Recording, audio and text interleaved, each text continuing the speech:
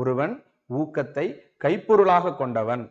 ஆக்கம் இழந்தேம் என்று அல்லாவார். அப்படி எடுத்துக்கணும். ஆக்கம்னா செல்வம். செல்வத்தை இழந்தேம் என்று, செல்வத்தை இழந்து விட்டோமே என்று அல்லாவார் என்றால் கலங்க மாட்டார். புரியுதா உங்களுக்கு? அவர் செல்வம் நம்ம விட்டு போயிடுச்சுன்னு வருத்தப்படவே மாட்டார். ஊக்கம் மனசுல இருந்தா போதும்.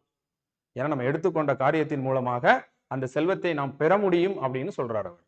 நிலையில்லாத, அதாவது அவர் என்ன மீனிங்ல வள்ளுவர் சொல்றாருன்னா, ஊக்கம் நிலையானது, மற்ற அனைத்தும் நிலை இல்லாதது.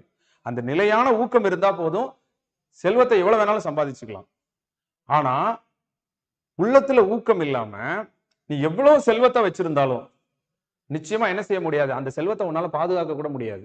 இப்ப ஒருத்தருக்கு வந்து அறிவே இல்லை, மனசுல உற்சாகமே இல்லை, மன எழுச்சியே இல்லை, ஒரு காரியத்தை எப்படி செய்யணும்னு தெரியல, முயற்சி இல்லாதவரா இருக்கிறாரு, நல்ல நல்ல பண்புகள் எதுவுமே இல்லை, கல்வி அறிவோ ஊக்கமோ எதுவுமே இல்லை. இப்ப அவர்கிட்ட கோடி ரூபாய் பணம் இருந்தாலும் அதை காப்பாற்ற முடியுமா? நிச்சயமா அவரால் என்ன செய்ய முடியாது, காப்பாற்ற முடியாது. ஆக ஊக்கம் இருந்தால் செல்வத்தை சம்பாதிச்சுக்கலாம். ஆனா சம்பாதி வச்சிருக்கக்கூடிய செல்வத்தை ஊக்கம் இல்லாம காப்பாற்ற முடியாது, அது நம்மளை விட்டு போயிடும். அதனாலதான் எது நிலையானது எது நிலை இல்லாதது அப்படிங்கிற கருத்தை அவர் சொல்றாரு. சோ இந்த திருக்குறள் நல்ல ஒரு ஃபேவரட்டான திருக்குறளா வச்சுக்கலாம். ஆக்கம் இழந்தேம் என்று அல்லாவார், செல்வத்தை இழந்து விட்டோமே என்று கலங்க மாட்டார்கள், ஊக்கம் ஒருவந்தம் கைத்துடையார், ஊக்கத்தை ஒருவனுடைய கைப்பொருளாக கொண்டவர்கள் அப்படிங்கிறது இது.